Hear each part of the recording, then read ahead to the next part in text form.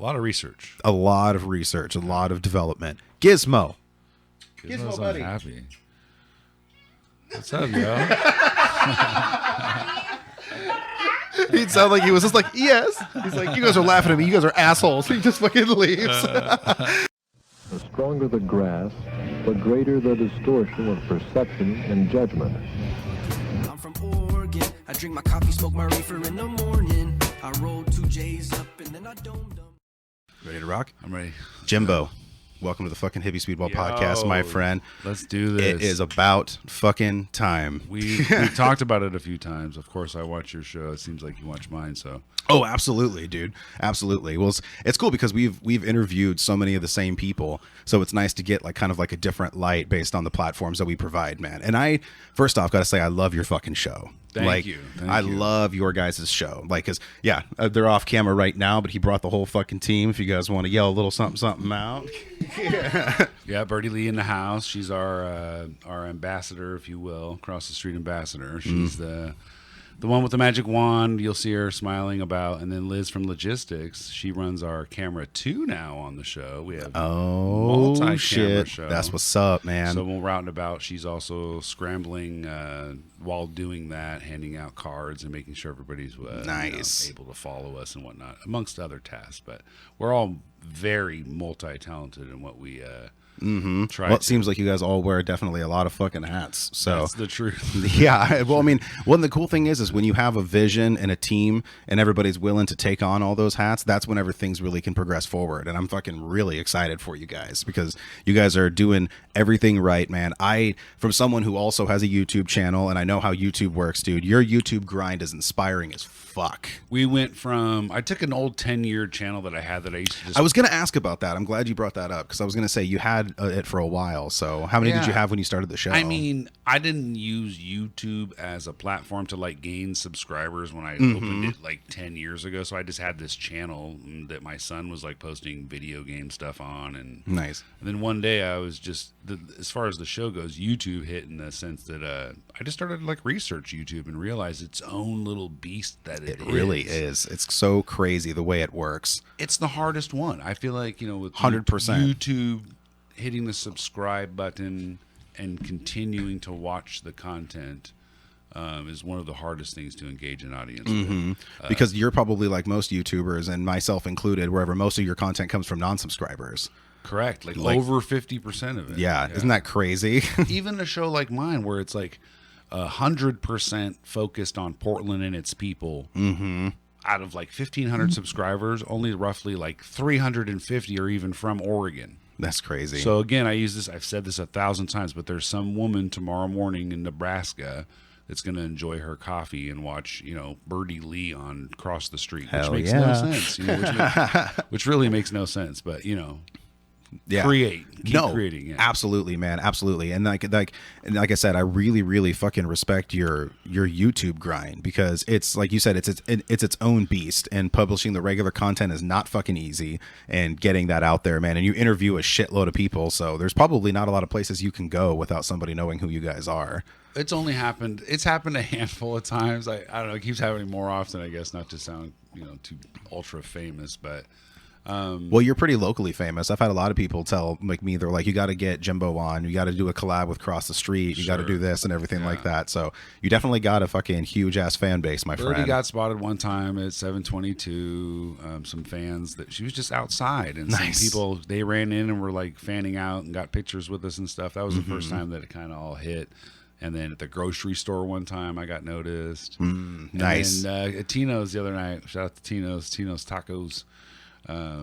Just rolled up, and there was a couple young people there listening to music, and I just threw my card on the table and said, "You might like my show." And they were like, "We know you." That's what's up, man. That's so cool. How did that feel, bro? Oh, it was fun. They were young kids and stuff. I was not ready for it. Our hair was not that my hair's not a mess right now, but my hair was a mess. Yeah, I was eating dinner with the family and stuff, so it was cool. It was just nice to have a nice community interaction with Hell yeah, dude. That's what as much time as I'm spending doing this, to have anybody say they watch it at this point is like, I'm overwhelmed. Thank you, whoever those people are. So thank you. Well, yeah, it's a great fucking show, man. And you found a really, really interesting niche, like, with the whole concept of it being a podcast in motion. Sure. And, and from one podcaster to another, it's like, that's really a fucking dope ass idea. And you really pay attention to, sorry, I want to interject this real quick. Yeah. You really, and then one thing I have a lot of respect for you guys is you put a lot of effort into the audio. And a lot of people don't realize like how important that actually is. It's like I've done that on an earlier episode wherever I compared what it sounds like just from the camera as opposed to what it sounds like from the microphone. Whoa. So people can just see the difference firsthand to be like, oh, fuck. Like this is very important because you can get away with a video with bad like video quality, but it needs to still have good audio. Like you can have like the shittiest camera, but the audio still needs to be fucking superb. Like the retention time on our 15-minute episodes is roughly about 5.5 minutes or something like that. Nice. So it's good retention time, but it still makes you think like people are only watching. So if you're not catching these people with what you're delivering right away, they'll go past it. It shows like 3-second views on your analytics. There are a lot of people that just watch a video for 3 seconds and move on. Yeah, that's why the shorts are starting to boom up a lot more because YouTube is competing with TikTok right now, and so they're really starting to push them shorts out a lot. I noticed you had a couple that did really fucking well. Yeah, I don't know how. It's not like selling out, I feel like, but like I fake it. I don't even care. Like we did some dramatic video at a coin machine at the Wonderland. I saw that. Yeah, I saw that. It makes no sense. It gives the instructions. We swipe the card. It costs 25 cents to swipe the card. 25 cents comes out of the machine. And we made it sound like we only paid a nickel to swipe it. And then suddenly everyone on Instagram, to the tune of like 4 million people, commented their math skills on it's 300%. No, it was a 500%. Blah blah blah. See, that's dope. You're like trolling the algorithm. Essentially, yeah. I mean, you're like, fuck them robots. With all the creative people that we have around us and people that aren't afraid to be stupid and dumb on camera, Birdie, Liz, myself, we've even hung out with a glam doll a few weeks ago and Just Wild, and we're not afraid to put ourselves on camera and do something stupid for the sake of the internet. The best advice I had heard, I swear this sounds so crazy saying this at my age, but an Instagram model at age 21 said, be super into yourself, copy others, and don't be original. Ouch. Like it's actually like working though. If I'm being perfectly honest, like it's working. Like there's never been a better time in yourself in the world to sell yourself. If you're good at fixing a car and you show people that you're good at fixing cars, it's different now. Like 100%. That's true. That reel stretches farther than the yellow pages ever will. Oh yeah, You know most what I mean? definitely. It's kind of interesting though because it's forcing people to take like certain tasks that would normally be just kind of brushed upon and force them to be creative in the way they display it too. So it's kind of an interesting time for any sort of buddy that wants to experience any growth. With the competition of YouTube and TikTok and stuff like that, and then Reels, and all of them are just at each other's throats right now. It's brutal. It's brutal. You can't create fast enough essentially anymore, I feel like. Oh, for sure. And well, and especially with the overwhelming amount of information. So if you have something that you talk about on something, you need to release it like real quick. Otherwise, this can become real irrelevant really fast. That happens a lot with material. That happens a yeah. lot, yeah. Isn't that sad when you put so much effort into something and you're like, I did something great here, and then the numbers just don't reflect that? Oh, dude, 100%. I was actually going to bring that up too on the podcast. Is like, so like you felt like the weird swings on like a video does really well randomly, and then all of a sudden the next one you're like, oh fuck, I got this many plays this real like this quick on here, like fucking A, I can't wait to drop the next one, and then it's like a fraction of that. Yeah. And it just stalls. Happens a lot. We watch them too. They'll grow and then they just stop. They just absolutely stop. Like no more traction. We've challenged ourselves. We had an episode with an artist, where I left there feeling like this was a really strange episode. Why didn't this go as well as I thought it would? And I realized we all need to be doing 3 things. That's like the new formula that we started to like grow with. And Liz and I were looking at the numbers the other night when we started to implement. Everybody needs to be doing 3 things, and we've seen our numbers exponentially. So can you unpack that a little bit? What do you mean by 3 things? Excuse me. You're good. Three things. So we in the episode, for instance, we watched Montisha. We brought Montisha with us. She was eating barbecue. She was answering questions, and she was also dealing with her toddler daughter at the table at the same time. So weirdly enough, visually, I'm watching someone eat, which people love.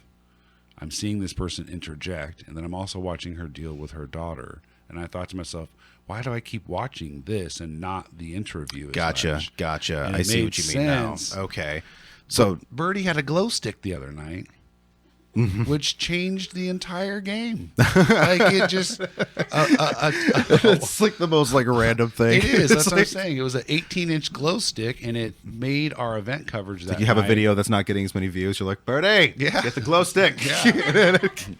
and just little things we've noticed have just come. Freddie Lane, we had him blowing bubbles in a empty Kmart parking lot.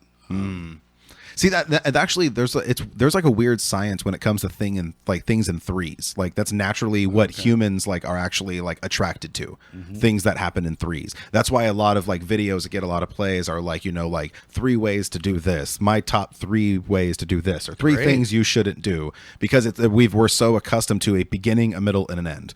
That's why even movies are structured on a 3-act structure. We could talk about this kind of stuff all day. I love the human psyche of the internet and why we pick thumbnails. Dude, and it's crazy. It's nuts. There's such a weird psychology, and there's so much fucking effort that's gone into making the internet as addicting as humanly fucking possible. Thumbnails with less writing on them, thumbnails with more writing on them. There's controversies about this and that and everything, and we can just go through the numbers. When we changed our thumbnails, we see our numbers go up. So we've developed that.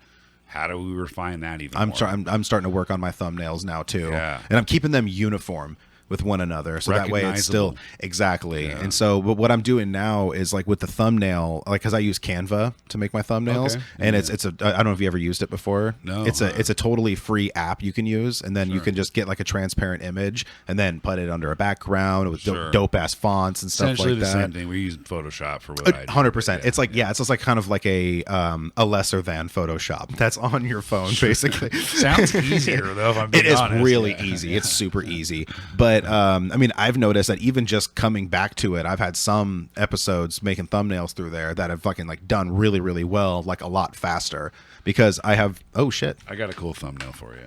There you go. If you watch our show Across the Street, we do bring everybody a gift. Oh snap! And as part of being on the Hippie Speedball What is Podcast. this? So it's a coffee cup, It's obviously. a coffee cup. So here's how it works. It's a coffee cup With some coffee. that you can put your coffee in, of course, and then some coffee, and then a edible cookie here that you would place in the little slot right there. Fuck yeah. To keep warm. Fuck yeah, with your dude. warm coffee. That is fucking sick. In That's honor- fucking clever as fuck. Well, the Hippie Speedball. I consider myself kind of a pop culture freak, and I actually had to ask the question before I came on the show. I was like, wait, what kind of weird drug-related episode am I going on here? You know, Liz was like, no. Liz was like, no, it's cool. It's cool. It's like, you do it every day. I'm like, oh, okay, I It's get the it. breakfast of champions. Yeah, well, consider me Greg Louganis then. I'm a gold medal winner. Because, That was a great reference. yeah, I Dude, get it. thank you so much. Yeah, I appreciate yeah. you. No, Thanks a thank lot, you, bro. man. Thank you. Hell yeah. This is fucking sick. I'm going to put No, that cheers right from the here. whole team. Cheers from the whole team. I appreciate you. You guys are fucking dope. Like, you guys came rolling up, and I felt the energy immediately. Like, it was so awesome. Birdie's literally in the back just going, hey!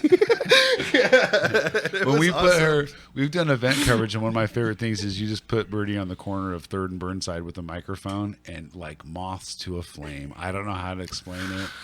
We could stand On what, 33rd and Burnside? any Burnside. Yeah, I don't care what street corner it is. You just put her anywhere with that microphone and just have her smile, and it's like we could do endless amounts of content with people wanting to talk to Birdie. See, that's actually a good idea for some YouTube content, like a social experiment.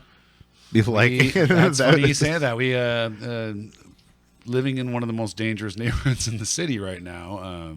162nd and Burnside, we've noticed there's quite a bit of it's an interchange. I feel I always keep I explaining. grew up it. around there.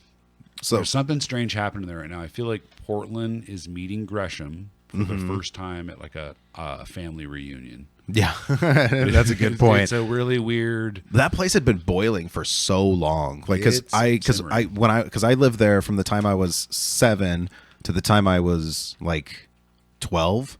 like until like during that period. And so that was like 97 to 2001, 2002.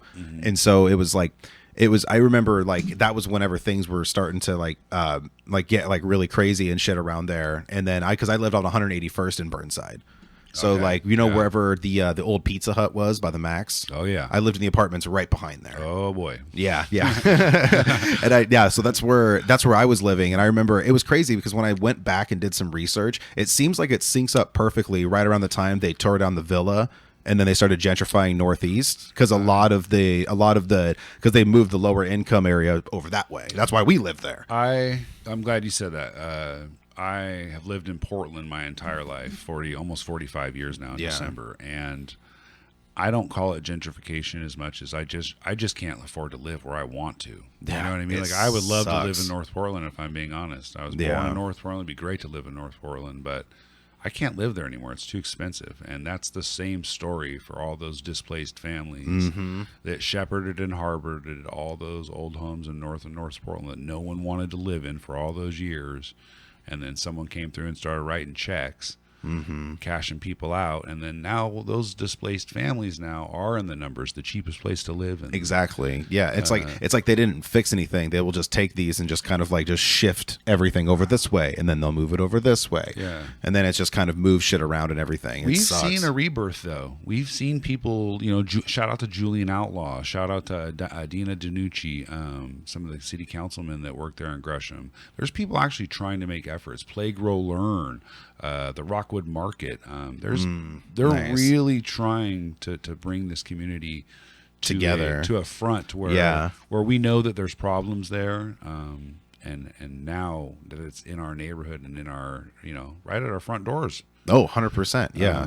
How do we keep our communities positive and still show some respect and for the dignity for the people that are struggling? And it's a delicate balance right now that's getting very hairy in the East County. So more effort is needed to unify that disparity between just simple stuff in that neighborhood is killing us right now. The way people need a place to bathe, all the way to no one having a place to live, and it's sad. It's just I made a post on Facebook long ago that like I want to help so much, and it's wearing to me now to where I could just walk out the door and start immediately helping, and just walk 2 blocks and probably just be exhausted from all the things and people and places and the trash that needs picked up and the blah blah blah.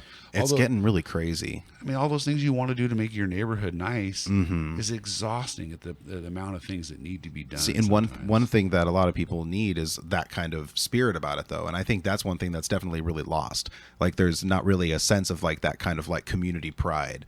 Like to say like, hey, let's pick up our area and stuff like that, because also everybody's so downtrodden and just beaten up by life and everything that's been going on, and especially over the last couple of years. Like, the people that give the most have the least, and 100%. We see that in our neighborhoods. We see the people out there that are struggling and still want to help. So that's inspiring. Yeah, which goes to show, like, imagine, like, see, and those are the type of people that really, really can benefit society if they can get to a level where they have the capital to really do, like, really, really huge, massive things. Because if you're giving a lot when you have nothing, like, imagine what you'll do whenever you have something. Amen. Yeah, That's the taller the soapbox. Let's go. You know what I mean? Let's scream this message to people that neighborhoods can be saved with simple stuff. Oh, 100%. Yeah, so like, one of my dreams is I want to own an apartment complex. All right. And I want to make it complete, I want to make it so people are going to be dying to live there. So it's not going to be overpriced, because if I'm at a point where I'm buying an apartment complex, I can afford to not make, like multi-millions of dollars a month off of it. I just basically cut myself like a small percentage of the profit, so I still have something coming in, but I would run it. So basically I want to have community gardens up in there, and then you have a private security force. Sweet. So you don't have to worry about any police activity because they police themselves. Yeah. And then everything is completely run within the means. And then you would have a monthly like sidewalk sale. Or like it could work on like a trade and barter system. So it could be like, okay, well, you have this, box of comic books. I'll trade that for those lamps over there, or something like that, And so it's like you can have like a trade and barter, have like garage sales, anything that would basically take the whole community and basically so everybody knows everybody. We kind of have the same message on our show. We collect funds that are just graciously donated For the first year, I did this like all on my own money and never kept track of it, and would just like buy gifts for every episode and go drive my car there and the gas and stuff. I didn't even care. Oh no, exactly. So recently we started to put like a value just on the gifts alone, and we realized, man, we're like negative $71 after like 3 episodes of keeping track. So people just like graciously donated money to us, and we built a little bit of it. But the point of this money is we keep giving that example of, we want to try and keep it in our circle as long as possible. So if I buy, if you give me $20 on our show, and then we spend it with David Jefferson at Stacking Kicks, and we buy a hat, and then David spends that $20 on a dance lesson from Birdie, and then Birdie spends that $20 on a, a photo shoot with Joe or whatever. How long can we keep that there before Portland General Electric takes the $20? You know what I mean? So that's what we're trying to do on our show, and we're showing that actually physical hand-by-hand transactions. That's sick. Of us trying to do that. That's really cool. And people have caught on. There's a few guests that we've had that really have caught on to this and have helped, and more are coming out of the woodwork. So we're excited to see the help that we're getting from past guests and people that just want to contribute and help. And that's awesome. Discs dude. and dice the other night. We went to go buy some discs for one of our shows at this local small business, and he heard that I was paying for everything. And he's like, "We can give you stuff to give to the guests," and I was like, we'll probably just pay for it, but thank you. Right. We want to help you. Definitely. Yeah. Well, that's still really cool that he was willing to do that, though. That's fucking so dope. Well, it's what you guys do. I mean, you guys and one thing I love about your guys' show is you're not just having people on with like massive followings. Like I'll see some people that have 20,000 followers, and I'll see someone that has like 700. Or something like that. The fuck was that? we hold on. I want to check something on. Can you actually just slide your finger on that little mouse pad real quick? Okay, cool. Just want to make sure everything's still copacetic. Yeah. You never know. We do pride ourselves in that too. Like we advocate those that advocate for themselves. So I could chase all of the best rappers and cooks and chefs and all these things around town. There's so many talented people. Oh, yeah. It's ridiculous. It's mind-melting, actually. Still looking for a hedge. Anybody that does hedge work. Okay. I keep saying I'd like to have someone come on the show and be awesome at doing hedging while I interview them. We've had artists, like all those things, but finding the right person at the right time is easy when when you're open to everyone. So we've done like juggalo rappers, for instance, all the way to some of the most hardcore lyricists in our city. Nice. So that encompasses kind of the music stuff that we do, and then personalities. We've had activists. Shout out to our homeboy Ezel, community leaders. You guys have everybody. If it's a good story, let's talk about it. If you have a good story, if you're dedicated to like what you're doing and you're passionate, then like we feel it.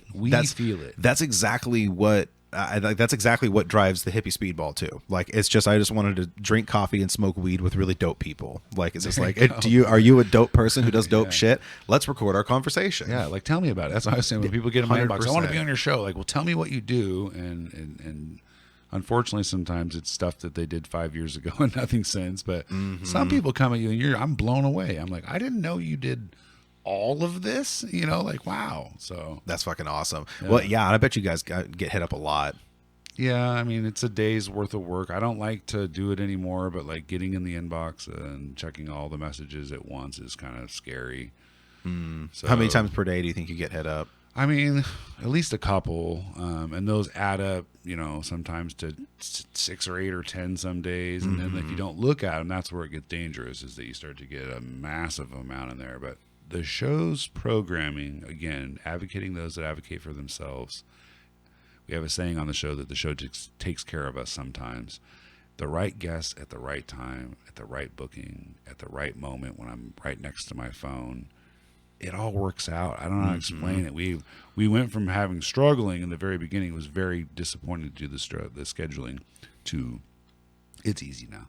Hell yeah. That's dope. What do you found? Like, what do you think was like the hardest struggle in those beginning days? No one took me serious. I've said it. Know how that feels. I said on other podcasts, man, I seriously sat in my car one day, drove all the way to North Portland for 2 episodes with 2 different people, bought 2 $25 gifts at the time because I was new at it. And sat in a parking lot and got stood up by both people. Fuck. And all I wanted to do was just make a show. I would have interviewed the convenience store clerk that was that by then. I just wanted to make an episode so bad, and that was the first time that like diversity or obstacle had been put in front of me, and I said, you know what, I'm making a show today. And I drove all the way to Figure Eight's house.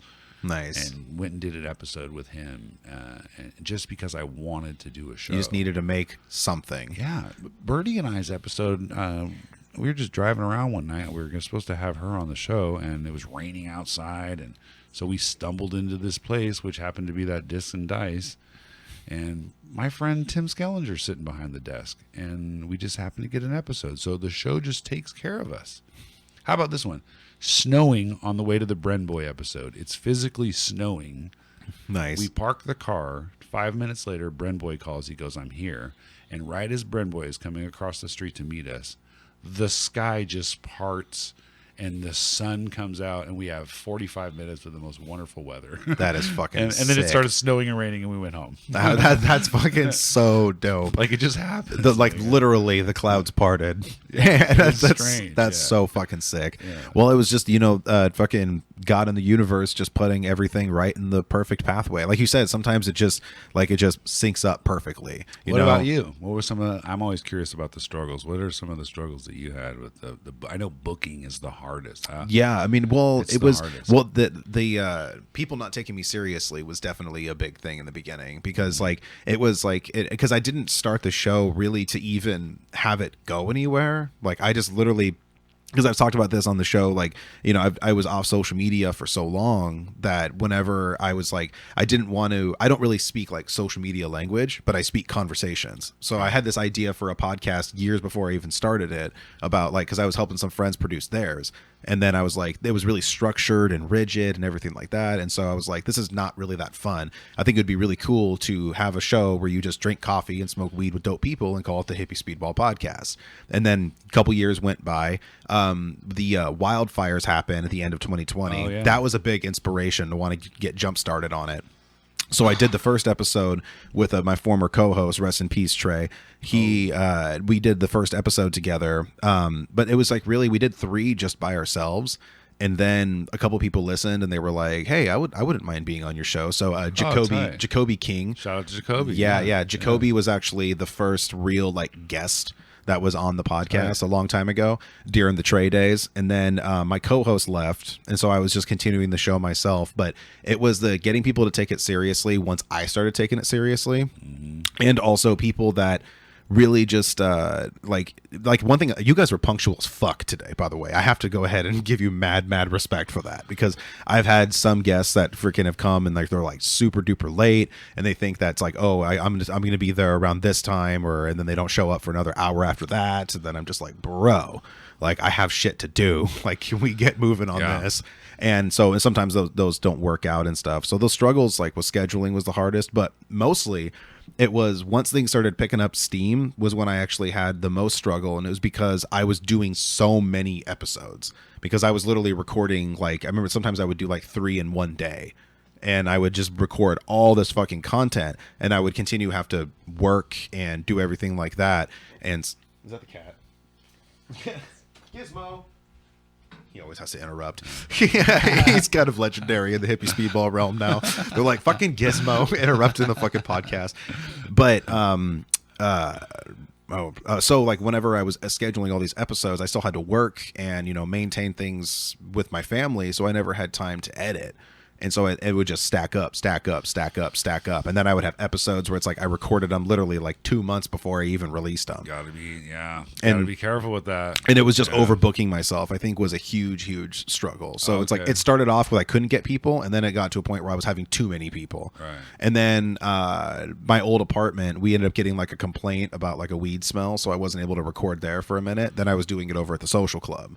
And so I was recording there for a little while. Those are dope episodes. I watched a few of Oh, those. thank you. I Yeah, appreciate those it. were dope episodes. Yeah. Thank you. That was a great space for that. That was a really, really good spot. It's definitely set up a lot different now. I don't know if you've checked it out yet, because now it's the Flight Lounge. The Flight Lounge. Okay. Yeah, now it's the Flight Lounge OC. Okay. Is what they are now. And then me and Jacoby are going to be doing an episode, actually. Isn't he out there? Yeah. Isn't Jacoby out there? Yeah. Yeah. He's still out there. Yeah, And so we're going to be doing an episode actually this Thursday. Right. And then that'll be coming out this Friday. Dope. And Okay. so, yeah, that one's going to be a lot of fun. We have some fun plans for that one. It's going to be super dope. You can't let them stack up on you, though. That's Exactly. dangerous. And that's what I actually, so when I was burning through all these episodes and I dropped 8 in a row every single day, those days, like I was literally editing them that morning and then working all day long, like in between editing and stuff, because I do Instacart and Uber Eats and stuff. Yeah. And so I would just literally just be there editing, get an order, have to step out for a minute, go back to editing, and it would be that all day, and then it would come out that night. But I knew that if I just burned myself out for 8 days in a row, it was like, it was like a little creative boot camp, because it got not only my shit back together, it got me back on a process with editing, but also now I can just go to, I'm clean now. Like I have a clean slate. I have no episodes that need to be released. I have none recorded. And yours is actually the first one that's going to be coming out the next day. I challenge. It's this episode. Our episodes are even better than. Well, then tap in later today. You'll be able to see my man's here, Joe. Hey, that's right. He's going to be on across the street. I'm excited about that. We do our Thank you. show. We do our show daily. Yeah, So I just found that out, actually. That's Yeah. impressive, bro. If you record with us, so we usually try to have like a 2:00 meet time if possible, or earlier. That allows me enough time to film the episode, which only takes 20 to 30 minutes usually. 30 minutes afterwards to chop it up with some people if they want to. Otherwise, we can just get in the car and leave, and your episode will be out in roughly, 6, 7 o'clock that night. Hell yeah. I'm So, excited. I'm so excited. We push that envelope to keep, like we were talking as content creators, that we've discovered it's never enough. I could make 10, you could do an episode every day. I did like 28 or something, like April or something. It was nuts. I did a ridiculous amount of episodes. That's awesome, though. And they just eat them up. They just want more. They just go through it and they're like, okay, we're done with that. That was yesterday. That's why there was times wherever I actually kind of took the fact that I had so many for advantage, because what I would do is I would just edit them all at once, and then I would just release it almost like a Netflix season. So that Sure. way motherfuckers could just binge. Yeah. And then all of a sudden my plays are just going. We call it someone, when we watch the YouTube analytics, Liz and I, when we're sitting around watching them sometimes, we'll be like, oh, someone found the show. And you can see it where for the last 2 hours, it's like a little line that gets developed on the shows that they've watched. And they're all like 21 new episodes in a row this person just watched. That's awesome. That's fucking dope. From start to finish. From start to finish. That's so cool. We get a lot of that comments, people saying, oh, I know you guys. I watched your show for 7 hours the other night. That's sick, dude. People just go down across the street rabbit holes. If you don't know somebody on the show at this point, I feel like you haven't been in Portland very long. Yeah, dude. Yeah, you are a bit of a Portland whore for sure, man. It's like, oh, that's Jimbo, slut. We do get around a little bit. Yeah. No, it's fucking great though. I mean, that's why, like I said, it'd be surprising if you guys can go many places without being recognized. Actually, I'm on the other side of the camera. It's a faceless podcast. For the first 10 months I did it, no one even knew who I was. You don't even see my face. See, I tried to do that at the beginning of the podcast. Actually, that was something I wanted to treat it almost like the neighbor on Home Improvement. Like you never actually saw my whole face or anything like that. That's kind of how I did it for the first 10 months of the show, and then we just needed someone else to do the event coverage thing. I couldn't mic everybody up and talk to everybody. I was like, I wish I had someone just to hold the mic. And then Birdie just happened to show up in my perspective, and I was like, she would be great. And then we tried it, and boom, like magic, So Hell yeah. Then camera 2 was born. That was the next greatest thing on the show. Liz just started shooting with the camera one night, and then we linked it up after an episode, and I was like, dope. Did we just make a 2-camera show? It was mind melting, and then now it's just blossomed into.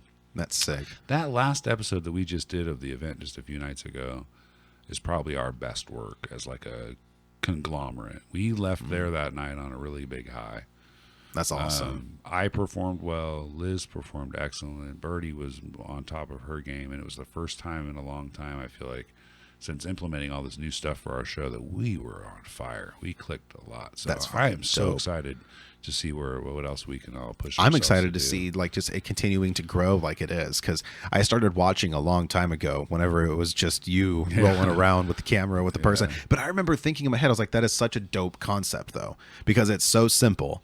But do it it anywhere. was exactly, you can do it anywhere. And it's like, I've always believed that sometimes less is more. And Dude, come the on. simplicity of it was one thing I just absolutely fell in love with it. And its quality though too. I wanted to do like a 80s reboot of the movie, or the 90s reboot of the movie, or the TV show Cribs. And then COVID hit. No one would let you in their house. Oh. So then I was like, well, there's lots of streets and everybody can go outside. So why don't we cross the street? And then that's when, the blossom of the whole idea. There's so many like little things that happen between it all becoming like what it is today that I just didn't see in the beginning because I was just having fun. See, and that's something that a lot of people need to hear though, because just have fun with what you do. Yeah. Like enjoy what you do because you love to do it, not because you're trying to get famous doing it. You can watch the first Rain Ezra, poor Rain Ezra. She was the first person. I had tested the microphones. I put the microphone on a CD and had her hold it, and she was the first person I interviewed. I went home that night, and it all clicked. I was like, this is great. I was like, who else can I interview? Like it just started to click, and then the moving part of it. Everything I don't like about a traditional podcast, unfortunately, is just like a standard camera. Yeah.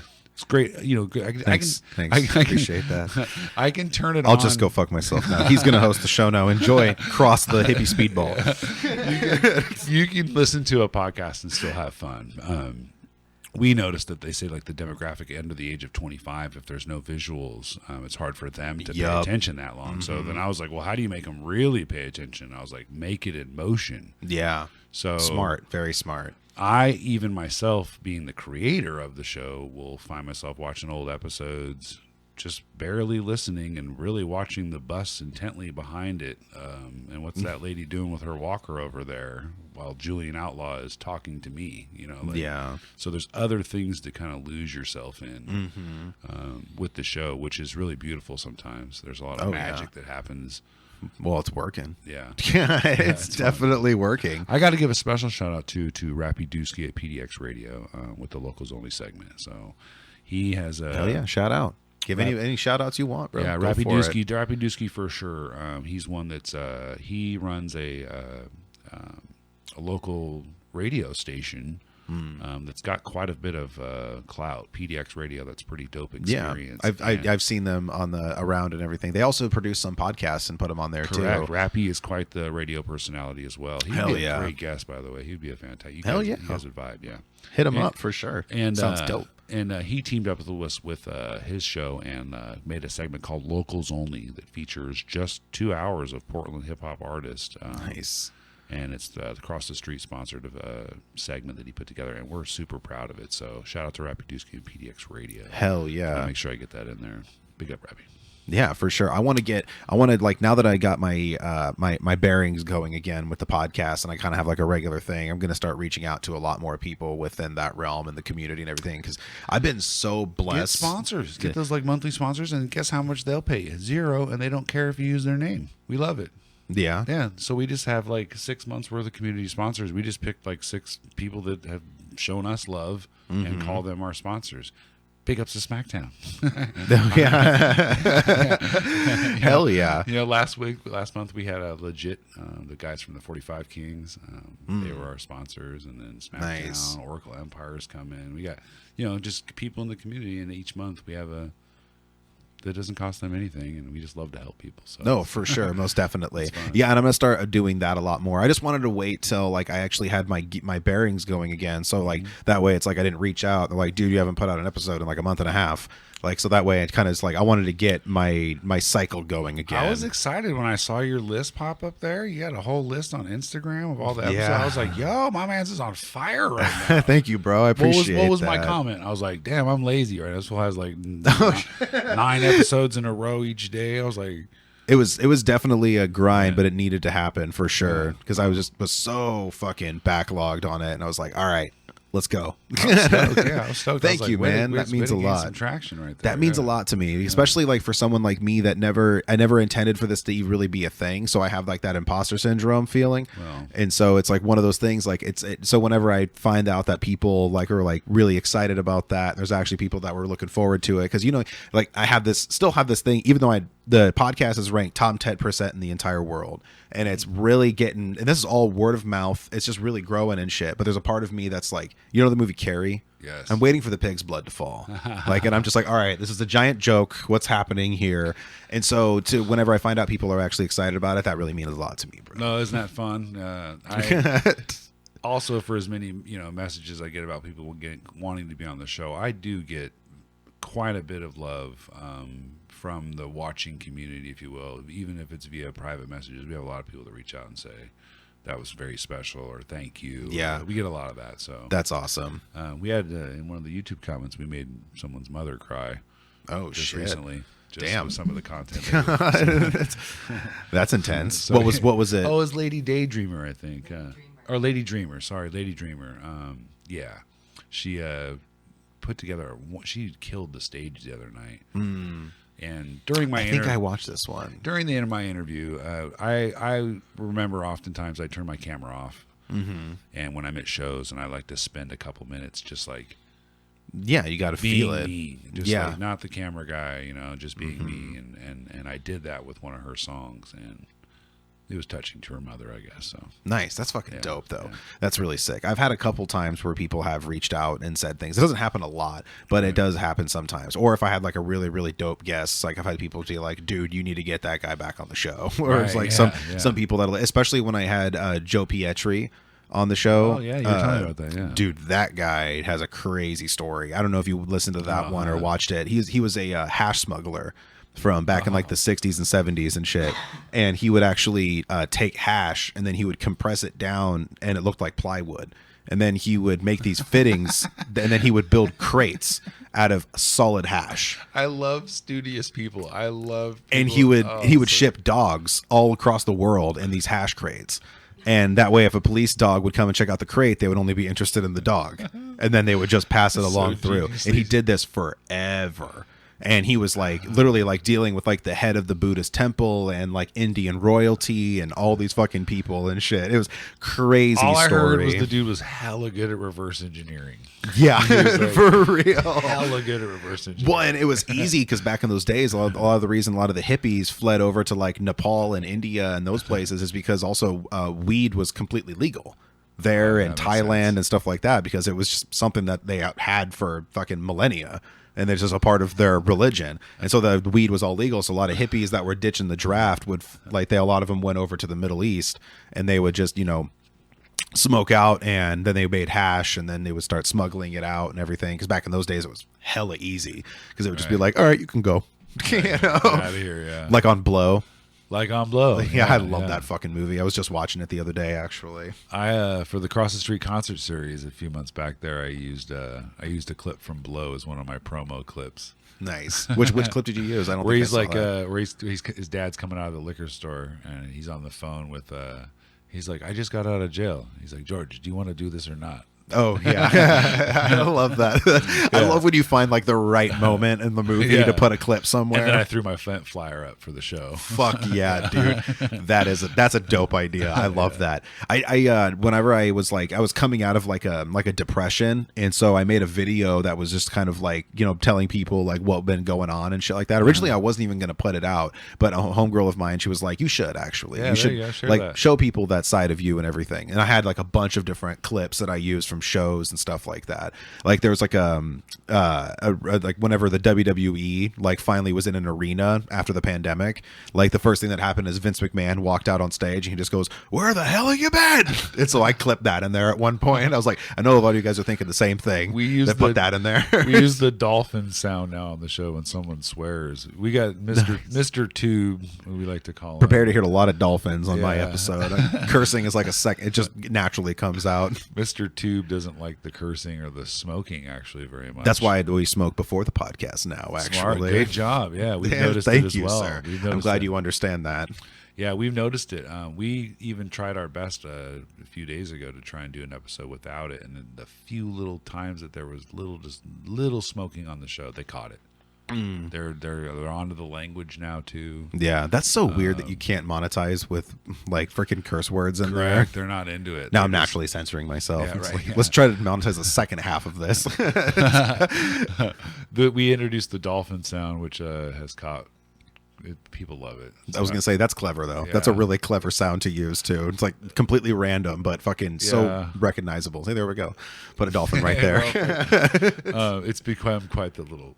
Oh, excuse me. Oh, the coffee's getting to me. Yeah. Strong coffee. Good coffee. Yeah. Great Thank coffee, you. by the way. Yeah. Appreciate that, man. It's a Safeway brand Sumatra. Shout out Safeway for their discounted coffee. I am a big fan of. That's the best coffee available. I'll take it. Yeah, nice. I do like to get like quality over quantity, like because I don't really do Folgers a lot anymore. It doesn't have the same kind of punch as something like this or something like that. Well, I still do the Folgers, but I'm a 3 scooper, so Good man, heavy. good man. Drink that camping coffee. That's totally right. It's funny. I don't normally drink black coffee, but I do when I'm camping. For I some like- reason, it just hits different. I don't know why. If the creamer, like, I'm not a huge fan of the creamer. It's always in my house for some reason, but I can drink just black, couple sugars. That's probably like my favorite, like, breakfast coffee. If I had to go for like some steak and eggs and let me get a little black Hell coffee, yeah. help Hell like yeah. burn and digest whatever. Man's going eating on. like a cowboy. It's like, give me some steak and eggs and some black coffee. I'm gonna grind the beans with my teeth, boil the water with my rage. I can't. I didn't make that up. That's a Chuck Norris joke. Remember those back in the day? Those were good back in the I day. love the remember Chuck those. Norris jokes. I had a couple friends of mine. We would crack Bruce Lee jokes because he was Okay. way more badass than Chuck Norris. I agree. And then we would say the only reason Chuck Norris is alive because he doesn't want to run into Bruce Lee in the Coliseum again. But they said the day after Pearl Harbor, Chuck Norris was born. Yeah, and there's like coincidence. I think not. Yeah. Or I think it was the atomic bombs or something Atomic like bombs, I yeah, can't one of remember, those. yeah. Which My uncle looked like Chuck Norris. Shout out to my uncle. that's what's up. He looked just like him my whole life. He's strong and everything. Uncle Dwayne. That's dope. Yeah. Wish I had an uncle that looked like Chuck Norris. Yeah, he he bowled a 300 game one time too, a couple times I think. Yeah. Fucking savage. That's pretty impressive, yeah. No shit. You know how hard that is to do? I know, yeah. I would be the type that would go perfect all the way until the last frame. And he's quite the hippie speedballer.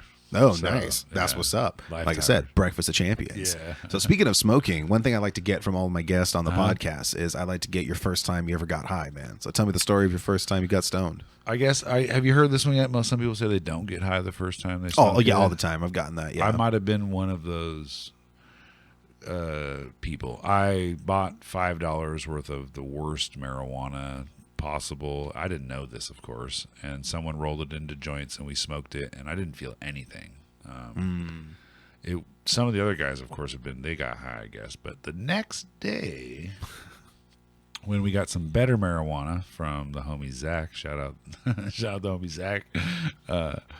Man, I explained it as the walking letter S Nice. Okay. to go play basketball with my friends. The walking letter S. That's a great description, actually. Just a couple hits out of your classic '90s metal pipe. Nice. With the little cap that twists Little- onto oh, it. yeah, put the Doug reservoir so it can get resin on it. Oh, You know, yeah.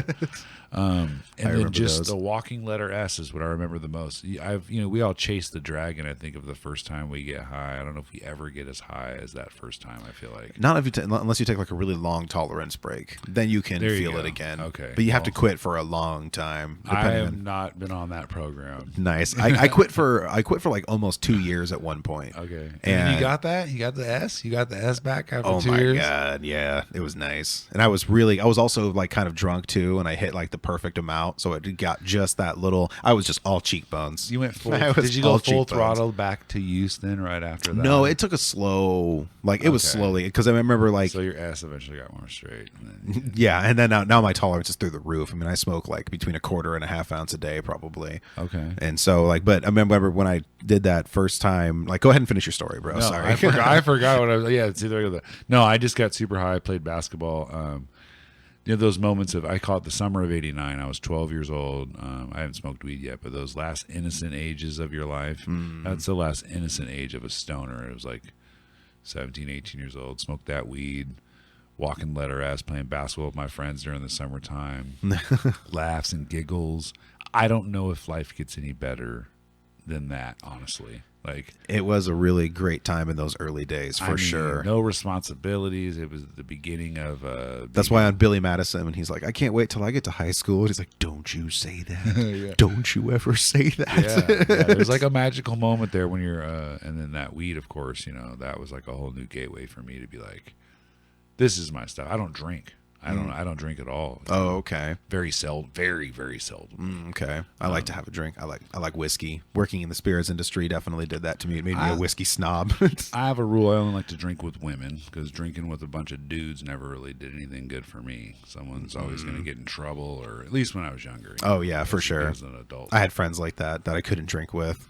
But I really prefer a nice stoning over a drink any day. 100%. 100%. Because there's no hangover and you can just freaking still function. Because if you're drunk, like when I do Instacart, I can do Instacart when I'm stoned. Sure. There's no fucking way that I could have like a couple beers and go do Instacart. It's like, hell no. No, that doesn't sound fun either. No, exactly. It doesn't sound like a fucking good time. But getting stoned and doing Instacart, you're just fucking mobbing your way through the store. You're just doing your thing.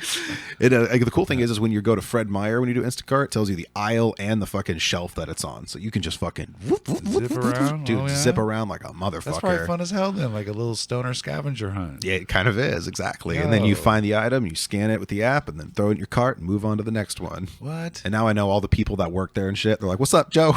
They make a video game for that.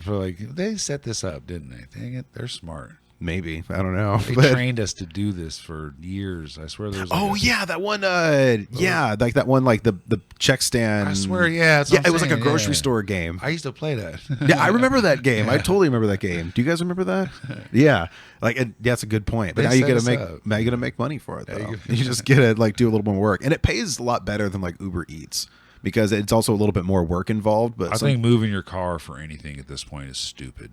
I think that's the dumbest thing. I mean, yeah. If you don't have to, make it as profitable as possible. Then. Oh, absolutely. I drove Uber in the very beginning when it hit Portland here, and I killed it. I made a lot of money in the beginning, but then I noticed the second year, like as they started to like move the prices around or whatever, it really became like, this ain't worth it. Like you can make chump change doing that. Now I have like a certain amount of like, I kind of have like a certain boundary for a batch that I take. So it has to be like, if it's like a $15 batch, it has to be at a maximum of like 20 items and at a maximum of like maybe like 3 or 4 miles away. Whatever you're using, make it work for you. Exactly. You can do that with all those apps. So, but a lot of people don't do that. They'll just pick what they can and be like, it doesn't pay off enough. It's like, you have to be strategic. Yeah. You have to be really strategic because with Instacart also, I reached what's like diamond cart status, is if you do like a certain amount in a certain amount of time. Okay. I think it's like you have to do like 200 batches within like 90 days or something, then you get like a diamond cart status. But I get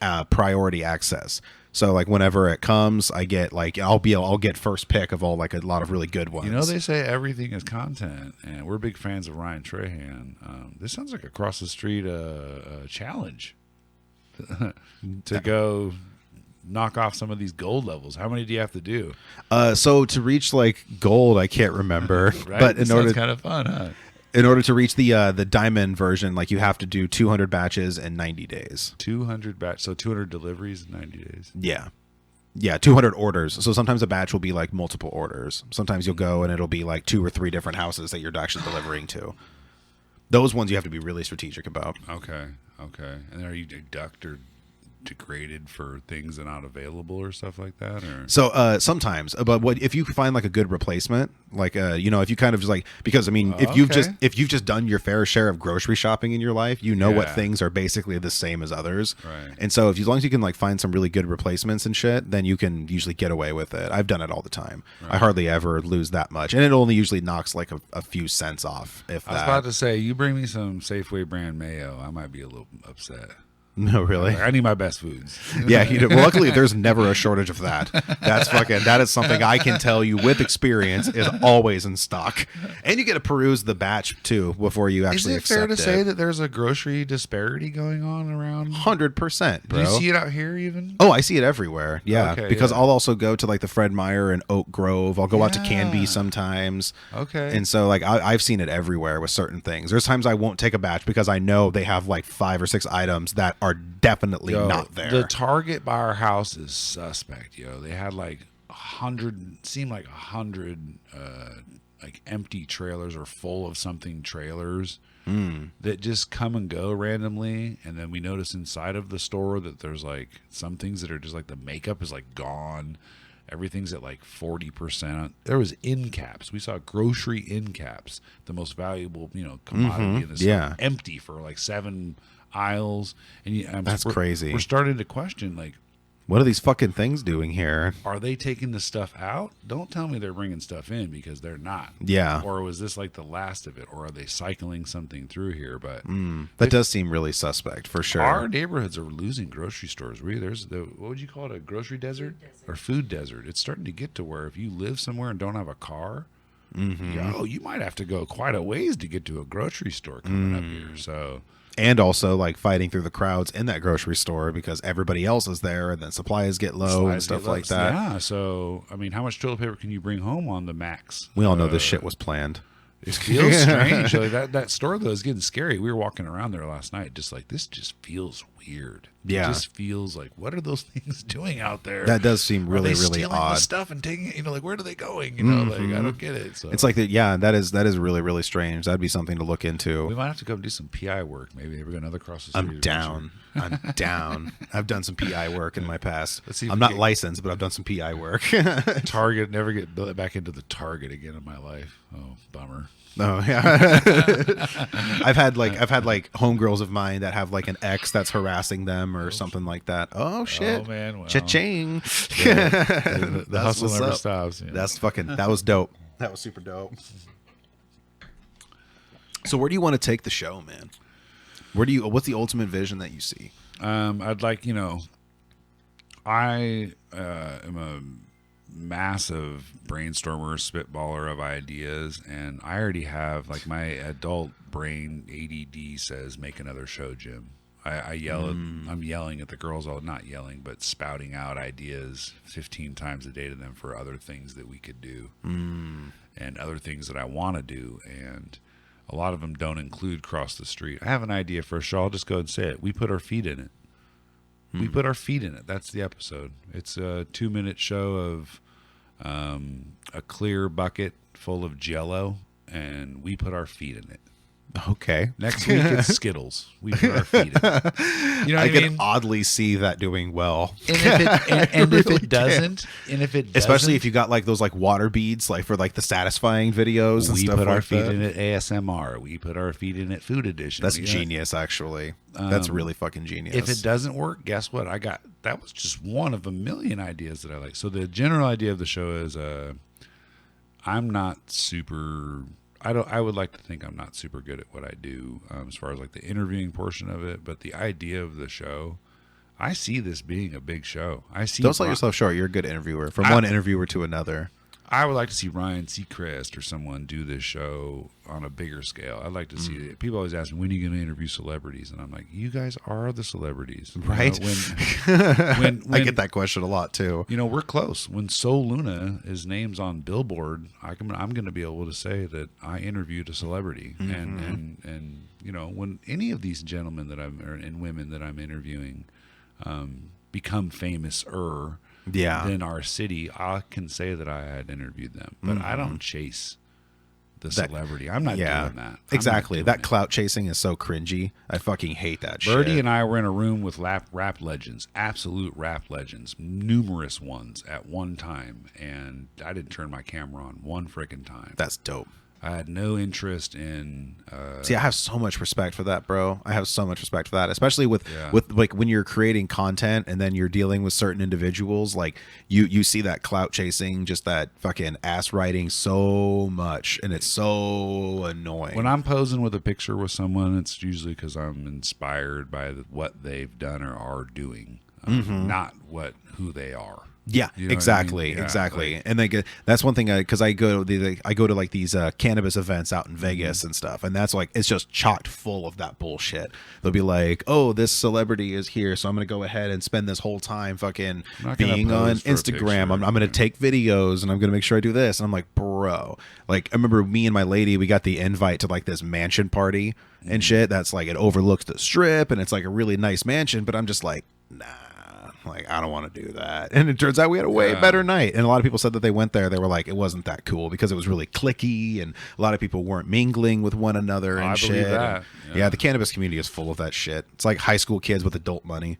I'm excited to see the show move further past Portland in the sense that someone does something so awesome that I'm excited to see you take it on the road. we want to go to Salem. There's a whole group of Just plan a whole tour. Yeah, there's a group. I can do the show anywhere. Exactly. Yeah. Salem is probably like the first like outlining area I really would like to pay attention to. There's a whole pocket of entertainment and creatives in that city.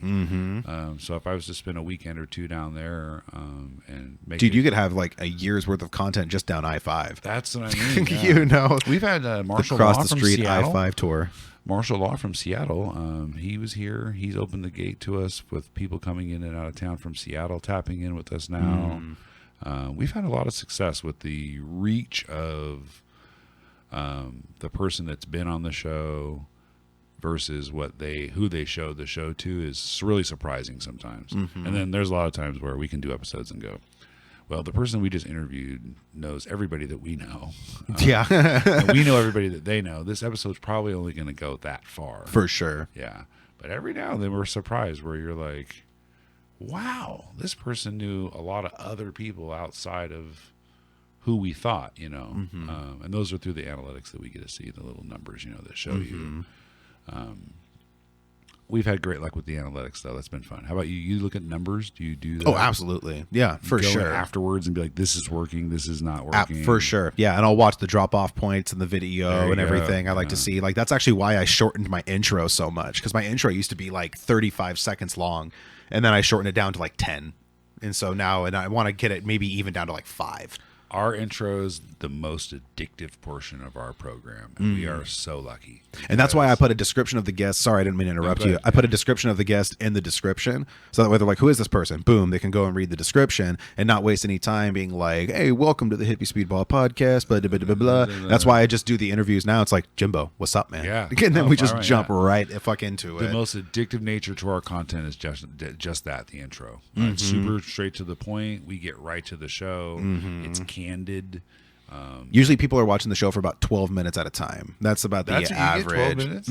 That's great. Dude, it really, I know. Ooh. That's one thing. It's like the numbers aren't high, but the fucking engagement is really Yeah, high. That's super good. 12 Thank you. minutes, yeah, that's super impressive. On like, you know, and sometimes it's like, you know, fucking 3 to 6. Sometimes it's 5 to 10. Like, but on average, it's about 12 minutes at a time. Do you use titling in your search results?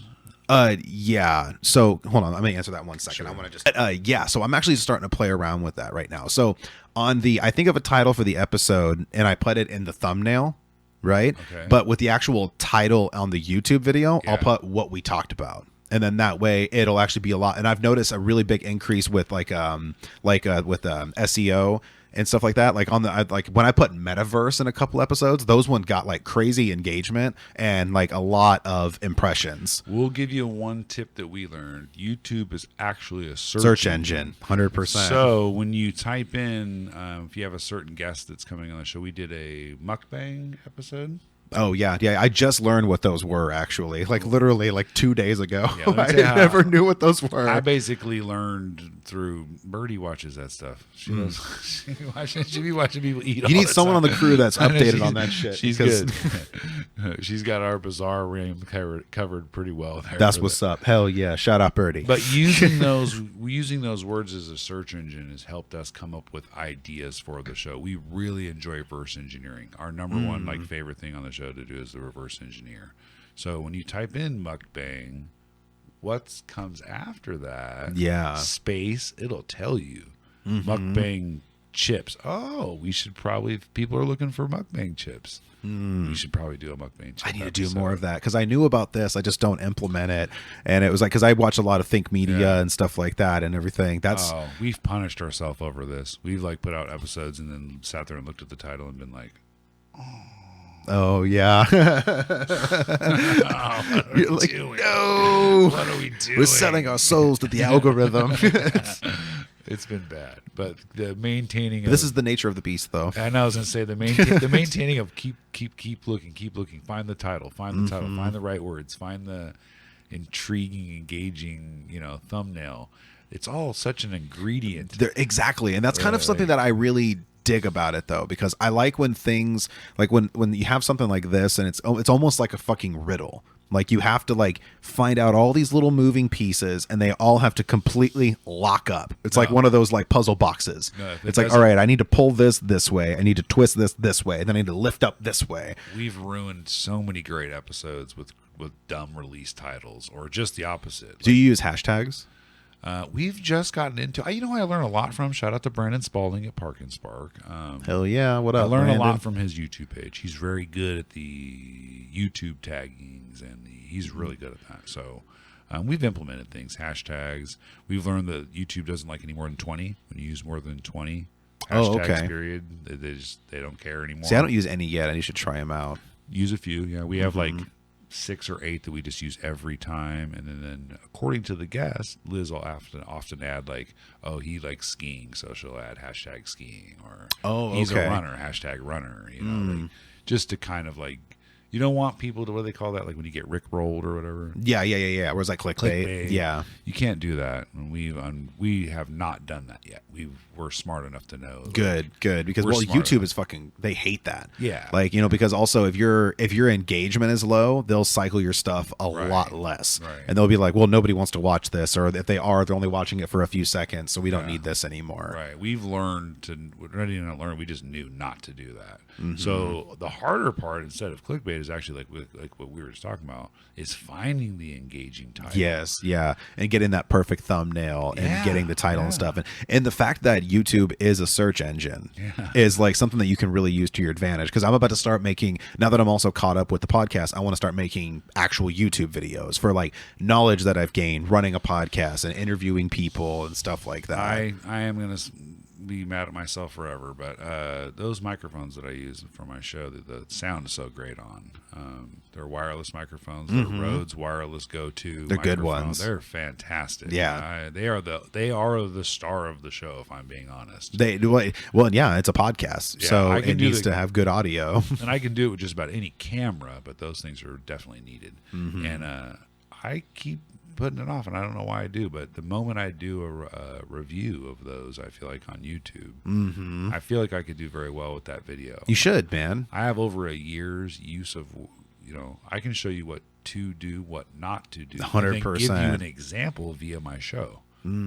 Yeah, I should do that with my gear. That's a great idea. I'll show you how not to put them on somebody, and then you'll be able to hear it. Yeah, definitely. The correct way, the wrong way. Put them on your hat. Well, and you also have so much content to pull from too whenever you're using those exact microphones. Yeah. And you could even maybe show a time where it's like, oh, it wasn't working right, so this is what it will sound like if you fuck up. Or I have 1,000 of those experiences. 100%. That's why I feel like this video could do very well. Just do it, man, for sure. Like that's actually a really great idea. I never even thought about doing like a product review. It's a field test almost at this point. I've had so many people ask me, they were like, dude, your podcast fucking sounds so good. What equipment do you use? And I'll like give them a whole list and shit. I could literally do the mics, the mixer, like everything.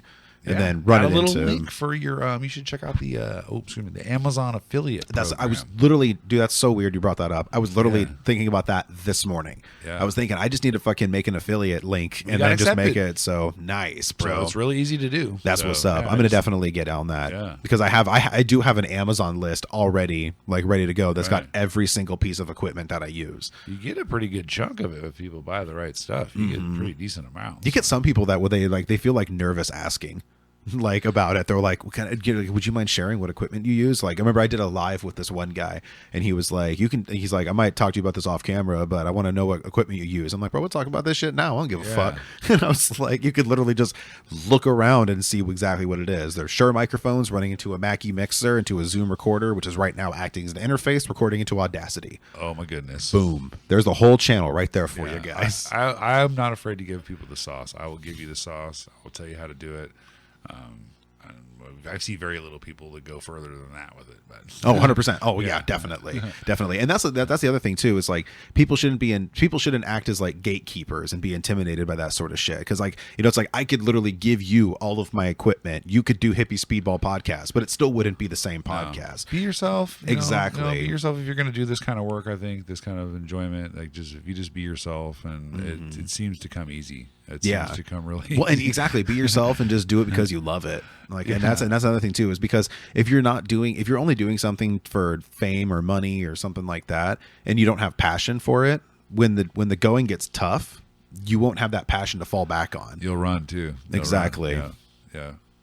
Yeah. When things. Gizmo.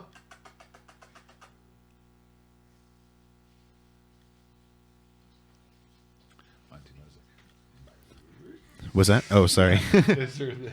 Oh, yeah. Oh, it probably won't pick it up. These microphones, like you have to be unidirectional. Yeah. Only works right here. Exactly. You have to be like right in front of them. I mean, condenser mics work technically better for like that radio crispy sound and everything. But if you're not in a treated room, you're going to pick up so much background noise. Yeah. That's why I can take this one anywhere as well. Like my all shit's the time. completely portable. Yeah. I can actually fit it inside like a fucking laptop case. I can fit everything. Foldable table, even. I mean, you could really run this thing just about anywhere. And I've done it plenty of times. I've done it plenty of times. That's the beauty of our shows, being able to do it anywhere. 100%. And because I did this one episode, it was fucking great. We were over at we were at a weed farm, and we did the podcast. We did the first half in like a barn, and then we did the second half in the grow room, and it was fucking sick. And it was with Lotus. He's the one that created the Lotus genetics. And so like he actually we got to smoke a brand new strain that had never been released yet. They had it was actually the first finished crop of this strain. Locations are the funnest part of the booking sometimes, in the sense that we don't ever know where we're going. See, that's the cool thing about your guys' show. It's like, because mine, like most of the time they'll come here or I'll go to a certain other spot or something like that. Your guys is like, you guys are nomads, and that's fucking sick. Yeah, it's weird sometimes where we've had access to some great places. We got to interview Roulette Delgado and his brother Weez. I want to get him on the show. He's great. I love Roulette. Great. I actually got Bussin' Back on one of my Amazon playlists. Yeah. His brother Weez Beats is a super talented young man as well. Nice. That's what's up. I got to interview them in their family home. One time during a Swiggle Mandel episode, he took me to the house that he grew up in, and the owners happened to be there. Nice. And That's fucking cool. We film an episode, part of an episode. That's so cool. Swiggle shows a picture of him and his brother sitting on a staircase when they're like 6 years old, and then there's Swiggle on my show at the bottom of the staircase looking at. That's fucking so It was dope. it was really nice. That's awesome. Yeah. That's so wholesome. I love shit like that. The things that happen on the show are some of the more sentimental things that happen on the show. That's how they just do it. We don't plan anything, and then they just happen. That's awesome. Really what makes them special too. Exactly. Well, and it's because you know, I mean, even down to like the genesis of when you started, you just wanted to hit fucking record. Just press record. Just hit record. Yeah. And a lot of people Yeah. don't. They. It's such a simple concept, but Yeah. it's something that a lot of people can't seem to grasp for some unknown If reason. you don't start, that's the hardest part, is just starting. But once you get started, Yeah, and we'll expect to be cringe at first. Yeah, like it's expect gonna it to be suck. like that. Like when I go back and listen to like the first episodes of the podcast, literally the very first pilot episode that we ever made of the podcast, we don't even say, "Hey, welcome to the Hippie Speedball Podcast." Like there was we just were talking. I didn't even have a logo yet, and I just Ted Loke one day was like, "What do you want to call the show?" I was like, "Well, I'd like to call the show Cross the Street," you know. Mm-hmm. And he goes, "Oh, you should have the guests say it, that they're on Cross the Street while crossing the street." And I was like, "Ted Loke, you are the man." I love that everybody does that. I straight up went home and like got a logo. That's and fucking I was like, sick. Who designed the logo? Rush One. Shout out to Rush One. Nice. It's a sick logo, dude. Yeah. It's simple, and I like that you use the emojis. I like that. That's like your signature thing. The emojis have gone hard. We really like those. Because I'm a fan of using them actually as well. We'll have to remember that. Yeah. That's what I always put. Like whenever I have put a coffee cup and a tree, and then a little smiley face. Usually it's the one wearing sunglasses. All right, I like that. Yeah. I have a piece of merch online that's got this going down the sleeve. Oh, yeah. we haven't done the emoji T-shirts yet, but we've talked about that a lot. You should, dude. Those are great. Huh? Yeah, definitely. And this is recognizable, and it's like I like that. That's your little signature thing. Because you've tuned in a couple lives that I've been on. I'm like, hey, what up, Jimbo? And then you're just like, boom, across the street. Yeah, it's fucking super sick. Branding is one thing that we've worked on, and it's working. People recognize the brand now. So. And it's something that's kind of like neglected a lot too, like how important it is to be. Because my mentor, shout out David Tyerman, he wrote a book called World Famous: How to Build a Kick-Ass Brand. Okay. And he has an amazing story. You got to check it out for sure. Okay. But he was talking about like the importance of being a brand and not a vendor. And they're completely different things. In the car business, I worked in the car business. They say the same thing. You are either a salesperson or you're an order taker. You can sell a car either way. Nice. Yeah, definitely. I like that actually. You're either a salesperson or an order taker, because it's almost like it almost kind of like it's like a hunter gatherer, really. Yeah. Because in order to be like a salesperson that works on commission, you have to have kind of like a hunter mentality. Yeah. I know that you wanted a Honda, but have you ever seen a Chevy Malibu? I know, right? Yeah, for sure. Like that would be. So that's what you used to do previously? Yeah, that was like the heart of my job. I sold cars for 7-8 years, right around there. Are you making a full time off the show now? No, music video work, photography, digital creation, still kind of like my bread and butter. Recently monetized on Facebook. And nice, YouTube, congrats, so bro. I get a little. It's not like change your life money yet, but we've seen the potential, which is ridiculous. It's insane, dude. The amount of money that can be made once you're able to monetize. You know what's even better is that I'm monetized on Facebook for the Reels, and my son, he's like 15. Shout out to my son, Sydney. He knows how much I love the content, and he was on the school bus the other day and got a motorcycle right after a motorcycle accident, got the mayhem of a motorcycle accident, and then send me the video, and I posted it on my Reels because my boy knows that those Reels get me paid. Yeah. So we have like mobile reporters now working for me it's so sick. in the field. Like, hey, kid, hit record. That's what I'm saying. But I was like, yeah, I never reveal my sources. Of course. If you got some sus stuff that you want to post, we can edit this part out. That's really sick, dude. That's really dope, man. Like, what does it take to get monetized on Facebook? They'll tell you the same thing. I kept posting 3 Reels a day on Facebook for 3 months, and then one day I looked at the girls and I was like, I don't know why I'm doing this. This is the stupidest thing ever. I just keep doing it. No end in sight. And then one day they were like, hey, we want to pay you to post Reels. I was like, oh yeah, that's fucking so cool. And then it started. That's fucking dope. Do you get monetized? Nice.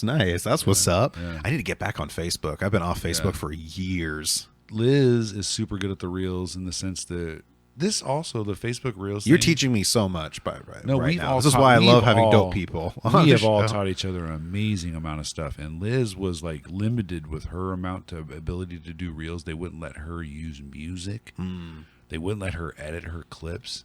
So Liz was like, all right, well then I'm going to use my annoying voice and tell you about stuff while I film one clip.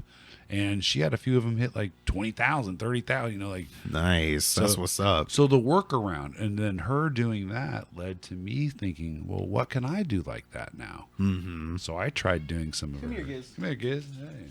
You want to come join the conversation, buddy? So I tried doing some of the ways that Liz was doing it, and they worked out just as great. And then Birdie does all the cool filters and knows all the effects that I didn't know about. So. No, we're always teaching each other something. So just do it though. Out of my face, dude. Do it though. 3 Reels, 3 Reels a day. 3 Reels a day.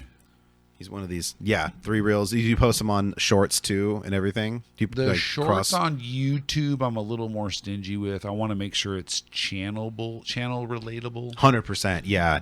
That way, it's kind of like when they, it actually the content that you make on there and matching. stuff. I've made some shorts out of my across the street content, but I try to keep it specific. But Instagram and Facebook is like a free for all. I don't care. I will post. Yeah, anything. that's what's up. Nice. Yeah. Everything okay? Like I saw. Okay, this one. Oh, okay. All right. Sorry. Just wanted to be sure.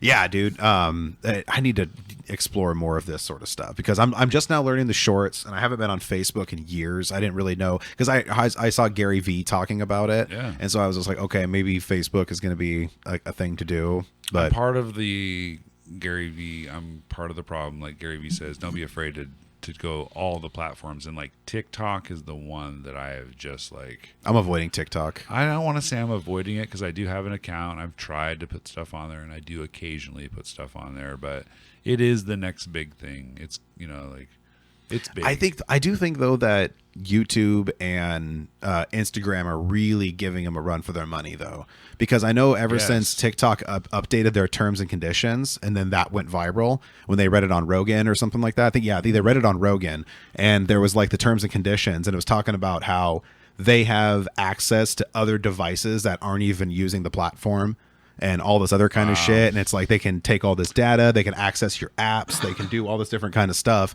And I think a lot of people were really sketched out about that. And that's why shorts are starting to really see like a huge increase, because YouTube is like, fuck it, we can do the same thing. It's like, you want to scroll and watch videos? We'll make videos you can scroll by. Yeah, and they made it easy too. They have the clip option now. Yep. On your YouTube videos. Yeah, they're really, really updating all that stuff. Like, and now they just added the new feature where you can actually reply to comments with shorts.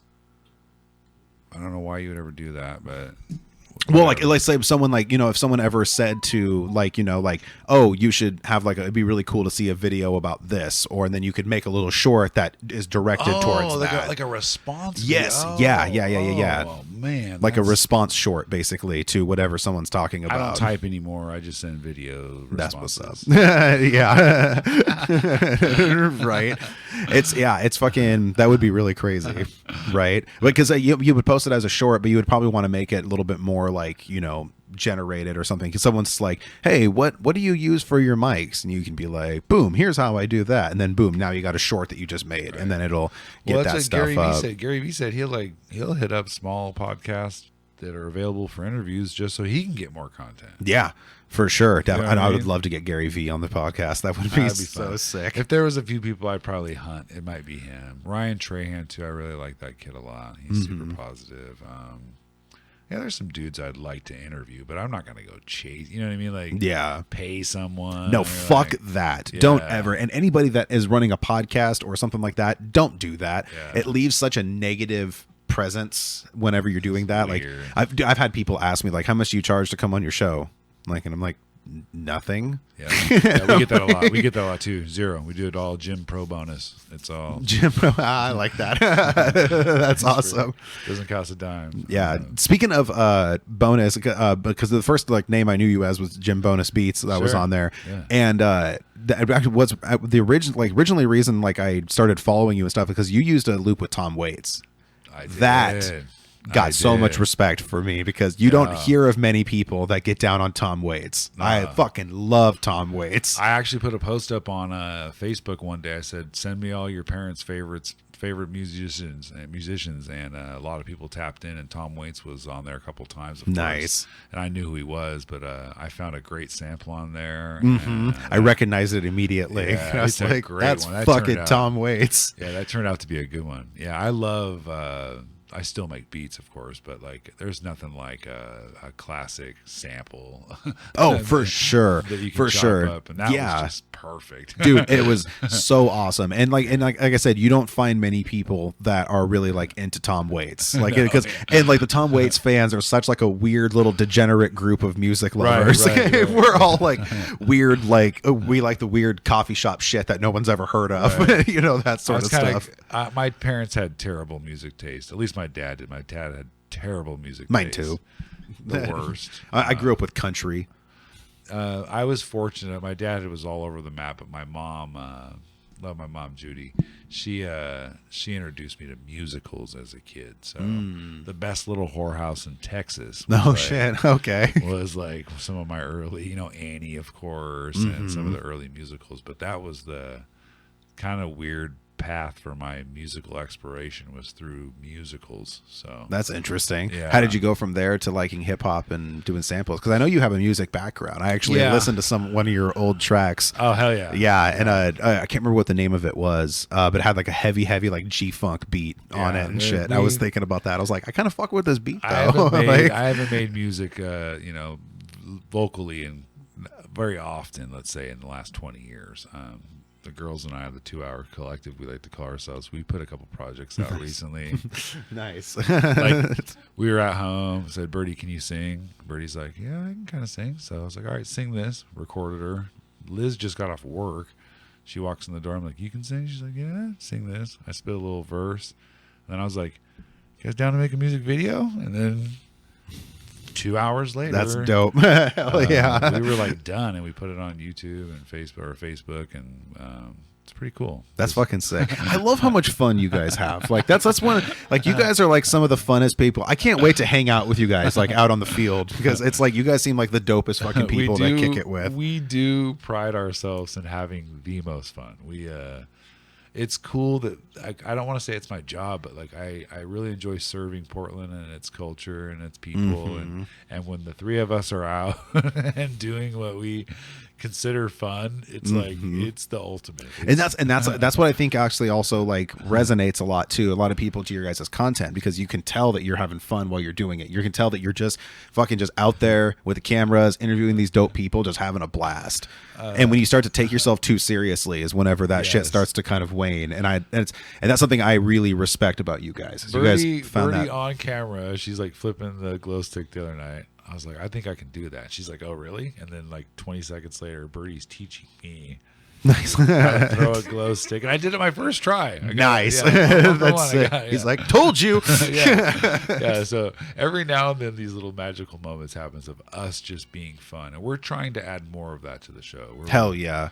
Gizmo. We're trying to add more. Are we not talking about you enough? I think our personalities, I forget that our personalities we don't make selfish content. We like to make you content. You know what I mean? Yeah. And we get a lot of comments about, man, I wish I knew you guys better. Like, why don't you guys on the show more? How come you guys don't like tell us about you and and we're starting to embrace that a little bit. Try and find ways for us to come in. So see, and that's what sorry, I don't mean to interrupt, but that's kind of what I like to do with having like creatives on the podcast. So that way also it's like, it's like, oh, you want to get to know us? I did this really great podcast, and that way you can get to know me a little bit more. And, it's like, because you guys put out the amazing content and people know you through that, but then you can come on here and then people get to know, how you work, what makes you tick and stuff like that, kind of on a more like intimate level and everything. I think the more you dig people's creative brains apart, you really get to know who they are. Oh, 100%. I call it a TV brain. Honestly, it's rubbed off on the girls even. They all have it now. It's a TV brain where we really are in a sitcom lifestyle, and everything's funny, and there's always a downfall, and someone's always sad, and that's a great way to look at life. It's just like we're really just on Full House, We are. There's going to be a commercial break coming soon, so don't worry. Yeah, exactly. And don't worry that we all know that Michelle wrecked the garage door, but it'll be fixed, and you got it, dude. That's a dope ass way to look through life. So the TV brain, like where brains are trained to recognize when there's about to be a commercial. We're recognized to know plot twists before we even see them. You know what I mean? That's fucking sick. And that's part of that not being original. What was it? Oh, the Nickelodeon documentary that we watched last night. Yo, that was the most like informative, and it like concreted some of the things that I've been actually implementing in my show, not even knowing. And then they broke off Double Dare. Yeah. When they broke off the science of Double Dare, I was like, oh. What do you mean broke off the? Like everybody has to be doing more than one thing. Oh, yeah. The constant movement and stuff like that. There was all these things that they had started to figure out that is entertaining and that people want and recognize and must have. What a great show that was. Oh, fantastic. That 90s documentary was so amazing. Check that out. I need to watch that. That sounds amazing. It was breathtaking. Is it all just not Nickelodeon? It's All about Nickelodeon. What's that?